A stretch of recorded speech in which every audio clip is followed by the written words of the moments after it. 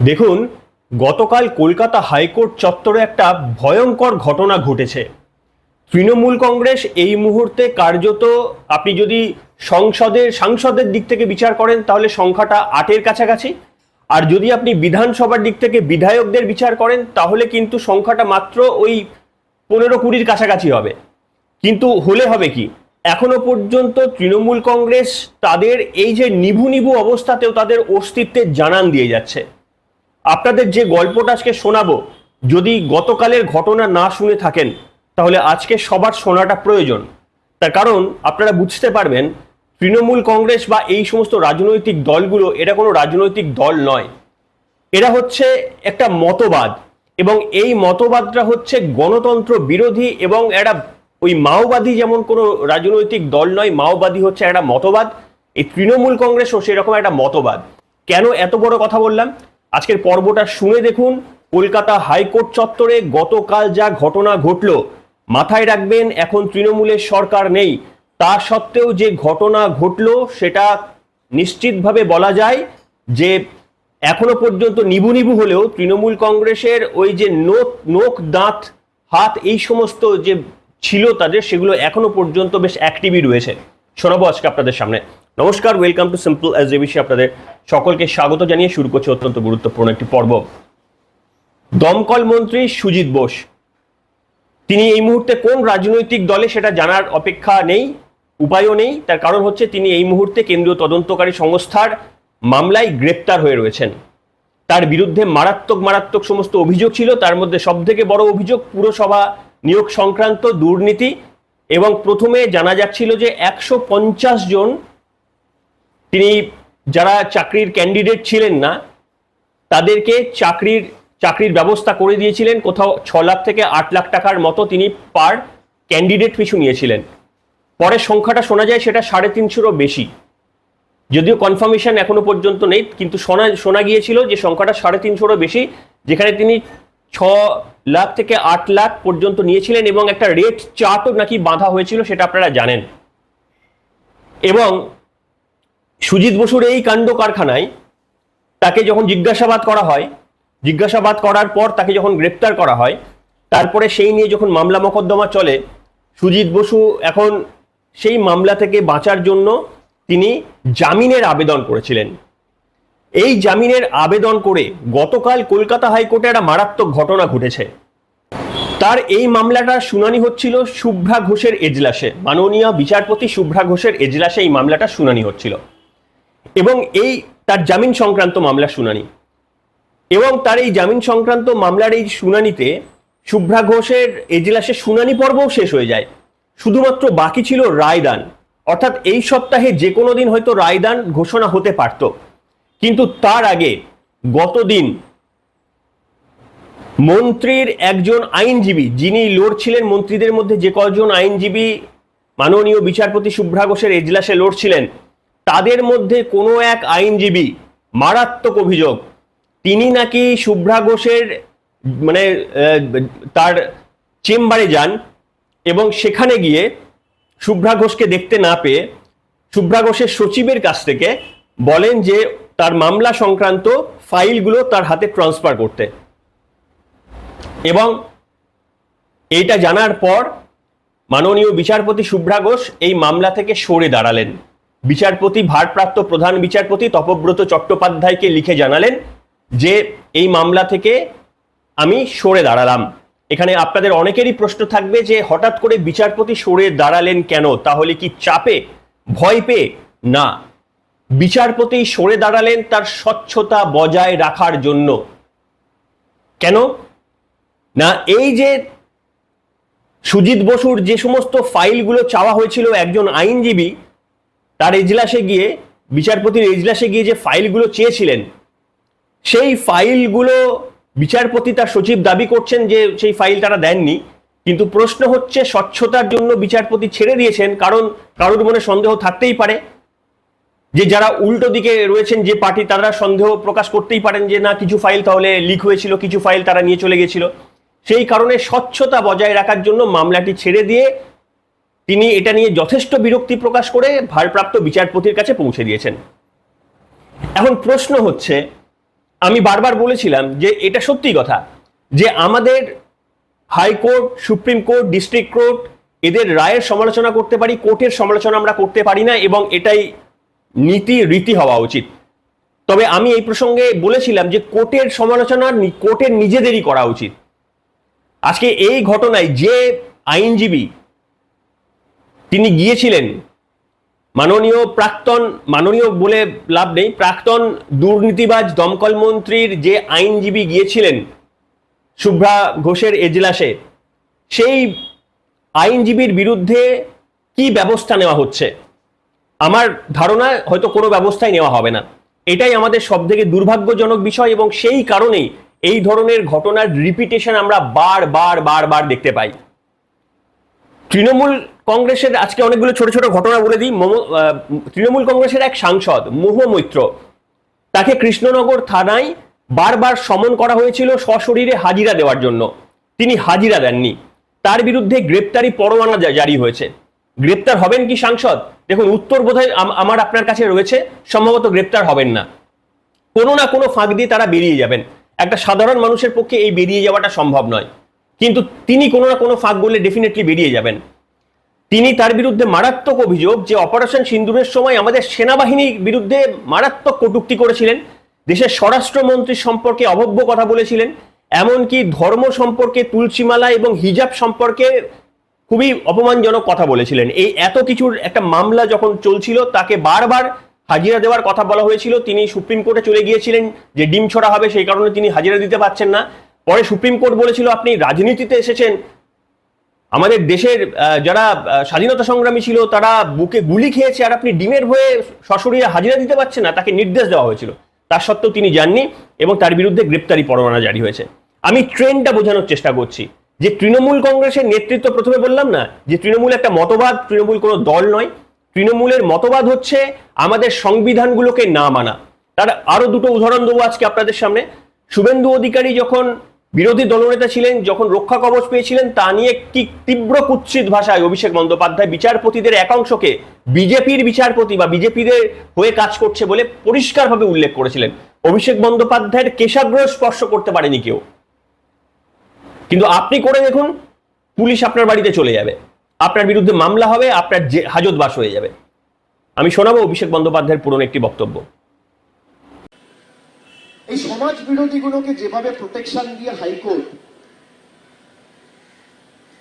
এদেরকে কি করে বাঁচিয়ে রাখা যায়, এদেরকে কি করে মুক্তভাবে সন্ত্রাস করতে আরো মদত দেওয়া যায়, সাহায্য করা যায়, হাইকোর্টের একাংশ যেভাবে এদেরকে মদত দিচ্ছে অত্যন্ত বেদনাদায়ক এবং দুঃখজনক। আমরা ভারতবর্ষে বিচার ব্যবস্থায় বিশেষ করে হাইকোর্টের তরফ থেকে এরকম ভাবে মদত দিয়ে একটা রাজনৈতিক দলকে হৃষ্টপুষ্ট বলিষ্ঠ করে সন্ত্রাসকে মদত দেওয়া, এই ঘটনা আজ পর্যন্ত স্বাধীনতার পর ৭৫ বছর হয়েছে দেখিনি।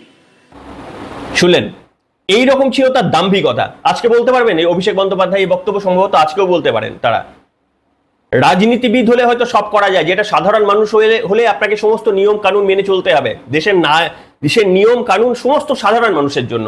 আর এখান থেকে ভাবুন, একজন সাংসদকে, মোহ মৈত্রকে বারবার ডেকে পাঠানো হয়েছে, তিনি হাজিরা দেওয়ার প্রয়োজন বোধ করেননি। এরপরে আমি দেখাবো এখানে কুণাল ঘোষের একটা বক্তব্য দেখাবো। ওই শুভেন্দু অধিকারী সম্পর্কে তাকে রক্ষা কবচ দেওয়া হয়েছিল বলে রাজশেখর মান্তাকে কি মানে জ্যোতিষী নাকি বলে কি তীব্র ভাষায় আক্রমণ করেছিলেন, একবার মনে করানোর চেষ্টা করবো আপনাদের সামনে। যে বিচারালয় বলে কি আমাদের কি কোনো সম্মান দিতে হবে নাকি? শুনুন কি বলেছিলেন। জ্যোতিষী নাকি? আর আদালতকে কিছু বলা যাবে না, আদালতকে কোনো সমালোচনা করা যাবে না, আদালতকে শুধু সম্মান দেব। আর তিনি এই ধরনের একটা লোককে তিনি সুরক্ষা বলয় দিয়ে আইনের ঊর্ধ্বে তুলে দিয়ে বেপরোয়া করে দেবেন, দুটো কি করে একসঙ্গে হবে? এই ছিল তৃণমূল কংগ্রেসের কালচার। সেই কালচার ভাববেন না যে তারা ক্ষয়িষ্ণু বলে হয়তো আর পরের নির্বাচনে তারা একেবারে অ্যাবলিস্ট হয়ে যাবে, সেই কারণে তারা যে এই কালচার থেকে বেরিয়ে এসেছে এমনটা নয়। ওই বলতো না, তারা অভিষেক বন্দ্যোপাধ্যায় বলতেন যে গলা কেটে দিলেও জয় বাংলা বেরোবে। আসলে গলা কেটে দিলেও, তার বক্তব্য ছিল গলা কেটে দিলেও এই সমস্ত দেশের বিরুদ্ধে, দেশের সংবিধান বিরোধী কথা বেরোবে। এই মহামৈত্র থেকে, কুণাল ঘোষ থেকে অভিষেক বন্দ্যোপাধ্যায়, এদের বক্তব্য ছিল একটাই, যে গলা কেটে দিলেও সংবিধান বিরোধী বক্তব্যই আমাদের কাছ থেকে বেরোবে। আপনার রায় পছন্দ হতে পারে। আজকে অভিষেক বন্দ্যোপাধ্যায় যে কারণে সমালোচনা করেছিলেন, সেই অভিষেক বন্দ্যোপাধ্যায় সেই হাইকোর্ট থেকেই আজকে বিভিন্ন ক্ষেত্রে তিনি রক্ষা কবচ পেয়েছেন। তাকে গ্রেপ্তার করা যাবে না, বিভিন্ন মামলাতে হাইকোর্ট তাকেই রক্ষা কবচ দিয়ে রেখে দিয়েছেন। বুঝতে পেরেছেন? এখানে আমি আপনাদের সামনে কেন আজকের ওই পর্বটা বললাম যে সুজিত বোসের এই ঘটনাটা ইম্পর্টেন্ট। দেখুন, শুভ্রা ঘোষের এজলাসে ভালো করে মনে করে দেখুন, আমি আরো কয়েকটা ঘটনা আপনাদের সামনে বলি। শুভ্রা ঘোষের, মাননীয় বিচারপতি শুভ্রা ঘোষের এজলাসে আরো একটা হাই ভোল্টেজ মানে মামলার শুনানি কেচিয়ে গিয়েছিল। পশ্চিমবঙ্গের প্রায় প্রত্যেকটি মানুষ সেদিন তাকিয়েছিল শুভ্রা ঘোষের এজলাসের দিকে, যে কি ফল হয়, কি শুনানি হয়। মনে রয়েছে আপনাদের সামনে? সম্ভবত গতবারের জানুয়ারি মাসে মমতা বন্দ্যোপাধ্যায় মুখ্যমন্ত্রী ছিলেন, আইপ্যাকে রেড হচ্ছে শুনে সরাসরি তিনি লাউডন স্ট্রিটের আইপ্যাক অফিসে তিনি পৌঁছে দেন, সদর দপ্তরে। এবং সেখানে মমতা বন্দ্যোপাধ্যায় নিজে একেবারে মুখ্যমন্ত্রীর চেয়ারে বসে গিয়ে সমস্ত ফাইল টাইল নিয়ে তার গাড়ি করে নিয়ে চলে আসেন। তার হাতেও কিছু ফাইল এবং মোবাইল ফোন পর্যন্ত অভিযোগ ছিল যে একজন মানে ইডি কর্মীর মোবাইল ফোনটা পর্যন্ত নিয়ে চলে আসেন। সেইটা নিয়ে যখন সেই দিনই মামলা দায়ের করে কেন্দ্রীয় তদন্তকারী সংস্থা হাইকোর্টে, সেই মামলার শুনানি হওয়ার শিডিউল হয় বিচারপতি শুভ্রা ঘোষের, যিনি এই মামলাটা সুজিত ঘোষের সঙ্গে ছাড়লেন কাকতালীয়ভাবে। তার ইজলাসেই মামলাটা হওয়ার মানে শুনানি হওয়ার কথা ছিল, হয়তো 2-1 দিন পরে। সেখানে আমার মনে রয়েছে তৃণমূল কংগ্রেসের তরফ থেকে হোয়াটসঅ্যাপ চ্যাট তরুণজ্যোতি তিওয়ারিরা শেয়ার করেছিলেন, যে তৃণমূল কংগ্রেসের তরফ থেকে বলা হয়েছিল যে ওখানে লোক জড়ো করতে হবে, টাইম বলে দেওয়া হয়েছিল, এজলাস বলে দেওয়া হয়েছিল যে এখানে সবাইকে তৃণমূলপন্থী আইনজীবী এবং লোক আনতে হবে। পরিস্থিতি এমন হয় যে শুধুমাত্র আইনজীবী নয়, বাইরের এত লোক চলে আসে। সেখানে মাননীয় বিচারপতি শুভ্রা ঘোষ তিনি তার এক্সিস্টিং মামলার শুনানিগুলো করতে পারছিলেন না, বারবার অনুরোধ করেছিলেন বেরিয়ে যেতে। এমনকি নিরাপত্তা রক্ষী পর্যন্ত কিছু করতে পারেননি, তার কারণ মানে তদানীন্তন পুলিশ মন্ত্রীর নাম ছিল মমতা বন্দ্যোপাধ্যায়। তিনি সেই মামলাটি বলেন যে আমি শুনবো না, হাই ভোল্টেজ মামলা ছিল, তিনি শোনেননি, ছেড়ে দিয়েছিলেন, মানে শোনেননি সেই দিন। পরে বোধহয় কে শুনেছিল আমার আর মনে নেই। অর্থাৎ চাপ দিয়ে যে হাইকোর্টের বিরুদ্ধে ব্যবস্থা নেওয়া যায় সেটা প্রমাণ করে দিয়েছিলেন সেই দিন তারা। আর আজকেও দেখুন, এই ঘটনায় যদি এই যে মানে প্রাক্তন দমকল মন্ত্রীর বিরুদ্ধে এই যে ঘটনা ঘটেছে, আইনজীবীর বিরুদ্ধে যদি ব্যবস্থা নেওয়া হয়, তাহলে ভাবুন এটা তো রীতি হয়ে দাঁড়াবে। যে কোনো তৃণমূলের মন্ত্রীরা তারা যদি মনে করেন তাদের বিরুদ্ধে কোনো মত যেতে পারে, রায় যেতে পারে, যদি এমন কোনো সম্ভাবনা তারা মনে করেন, তাহলে তার আগের দিন এজলাসে পাঠিয়ে দেবেন। আর বিচারপতিরা তাদের মানে একেবারে নিরপেক্ষ ভূমিকা যেটা পালন করছেন, তারা দায়বদ্ধ দেশের জন্য, তারা সেই জায়গা থেকে তারা মামলা ছেড়ে দেবেন। পরবর্তী সময়ে আবারও এইটার হয়তো শুনানি হবে কোনো এজলাসে। এখন কি হবে এই মামলাটার? 2-3টি উপায় রয়েছে। এক হচ্ছে এই মামলাটি আবার নতুন করে কোনো একটি এজলাসে শুনানি হবে, মানে আবারও টাইম নষ্ট, আবারও এত মামলা পেন্ডিং রয়েছে, আবারও সময় নষ্ট করে কোনো এক বিচারপতিকে শুনতে হবে। আর না হলে ওই বিচারপতি শুভ্রা ঘোষ যত পর্যন্ত মানে শুনানি তো শেষ হয়ে গেছিল, সেই শুনানির ওপর ভিত্তি করে রায়দান করতে হবে, সেটা হওয়ার সম্ভাবনা মনে হয় কম। তার মানে আবারও সময় নষ্ট। কিন্তু বক্তব্য হচ্ছে যে এই কাজটা ঘটালো তার বিরুদ্ধে দেখবেন হয়তো ব্যবস্থা নেওয়া হবে না সম্ভবত, এটা আমাদের আশঙ্কা। এইটা হচ্ছে আমাদের পরিস্থিতি। শুধু তাই নয়, রাজ্যের মাননীয় প্রাক্তন মুখ্যমন্ত্রীর কথা মনে রয়েছে? শুভেন্দু অধিকারীর সঙ্গে যখন নন্দীগ্রামে মামলাটা নির্বাচনটা হারলেন 2021 সালে, তখন জনমানবে একটা তিনি দেখাতে চেয়েছিলেন যে লোডশেডিং করে দিয়ে তিনি হেরে গেছেন। এই সমস্ত মিথ্যে প্রচার তিনি চালিয়েছিলেন। সেটা এখন আর বলতে পারছেন না, পরপর 2টো নির্বাচনে হারলে তো আর অজুহাত দিলে শোনে না, তাও তিনি অজুহাত দিয়েছেন। এটা নিয়েও মামলা করেছেন, এবারেরটা নিয়েও। তো গতবার তিনি বলেছিলেন আমাকে জোর করে হারিয়ে দেওয়া হয়েছে, এবং সেই নিয়ে এই মামলাটি যখন কৌশিক চন্দ্র বিচারপতির কাছে ওঠে, তখন তৃণমূলের তরফ থেকে তীব্র আপত্তি করা হয়। বলা হয় না, এই মামলা কৌশিক চন্দ্র বেঞ্চে আমরা শুনানি করতে চাই না, তার কারণ তার সঙ্গে কি বিজেপির যোগাযোগ রয়েছে, এই অভিযোগ এনেছিলেন। এবং বিচারপতি ওটাতে অপমানিত বোধ করে সেটা ছেড়ে দিয়েছিলেন মামলাটা। সঙ্গে মমতা বন্দ্যোপাধ্যায়কে 5 লক্ষ টাকা জরিমানা করেছিলেন। মুখ্যমন্ত্রী যদি এরকম পথ দেখায়, তার অনুগামীরা তো তারপরে খেল দেখিয়ে দিয়েছেন। 2021-এর পর থেকে তো পুরো রাজ্য জুড়ে, তার আগে বিচারপতিদের নাম করে ওরকম গালিগালাজ করা হতো না। তারপরে মমতা বন্দ্যোপাধ্যায় যখন পথ দেখিয়ে দিয়েছিলেন, তারপরে তো তাদের ছোট বড় আমচা চামচা সবাই, যে দেখালাম কয়েকটা ভিডিও, সবাই মিলে বিচারপতিদের নাম করে সমালোচনা করতেন। আজকে আমাদের বক্তব্য হচ্ছে যে দেখুন, বিচার ব্যবস্থাকে কিন্তু বিচার ব্যবস্থারই তাদের মধ্যে যারা রয়েছেন তাদের সমালোচনা করতে হবে। তার কারণ সংবিধান কোনোদিন ভাবেনি যে তৃণমূলের মতো কোনো রাজনৈতিক দল কোনোদিন আমাদের ক্ষমতায় আসতে পারে, তাই না?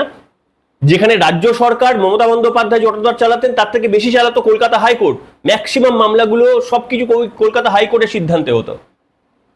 সেখানে তৃণমূল কংগ্রেসের মতো একটা এইরকম রাজনৈতিক দল যদি আবারও ক্ষমতায় আসে, আর তারপরে যদি এই সমস্ত যা ঘটনাগুলো ঘটেছে এইগুলো থেকে যদি শিক্ষা না নিয়ে এদের বিরুদ্ধে কড়া ব্যবস্থা না করা হয়। আপনাদের মনে রয়েছে আর একটা ছোট ঘটনা বলে আমি শেষ করবো, আমার ঘটনাটা মনে পড়ে যাচ্ছে।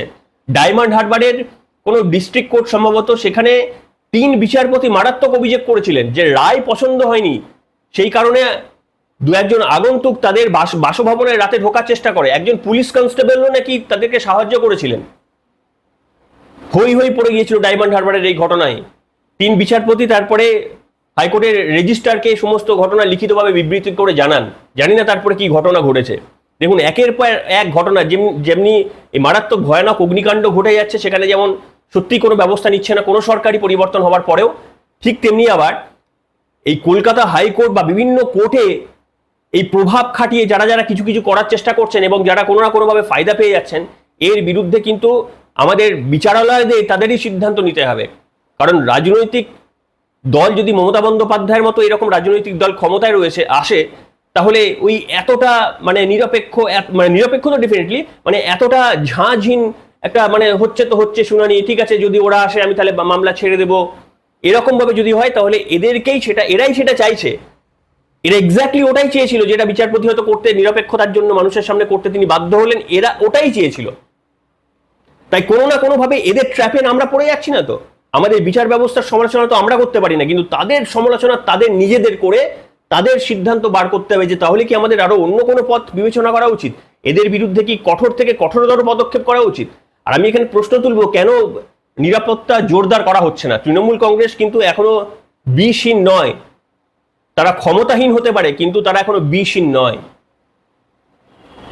আপনারা লিখে জানাবেন আপনাদের মন্তব্য। জেলে বসে একজন প্রাক্তন মন্ত্রী, তার একজন আইনজীবীর সাহস কি করে হয় একজন বিচারপতি যিনি শুনানি শেষ করে দিয়েছেন তার এজলাসে গিয়ে তার ফাইল চাওয়া হচ্ছে? কোন সাহসে কাজ করতে পারেন এটা জানার পরেও যে ক্ষমতায় তাদের কোনো রাজনৈতিক দল নেই, তারপরেও কি করে এই ঘটনা ঘটছে? এই অবাক কাণ্ড, এটা জানি না কোনো মিডিয়ায় এই কেন এত বড় কভারেজটা করলো না। তাই আমার মনে হলো আপনাদের জানানো প্রয়োজন, জানালাম। আপনাদের সমর্থন প্রয়োজন, আপনারা কমেন্ট করে জানান এই ঘটনা বাঞ্ছনীয়, কি করা উচিত এক্স্যাক্টলি আপনারা মনে করেন। আপনাদের প্রত্যেকের কমেন্ট দেখেন যে আমাদের বক্তব্যগুলো কোথাও না কোথাও গিয়ে পরে কিন্তু এটার একটা ফল হয়। আপনারা কমেন্ট করুন, আপনাদের কমেন্টের দাম থাকে। সবাই ভালো থাকবেন, এখনকার মতো এখানেই।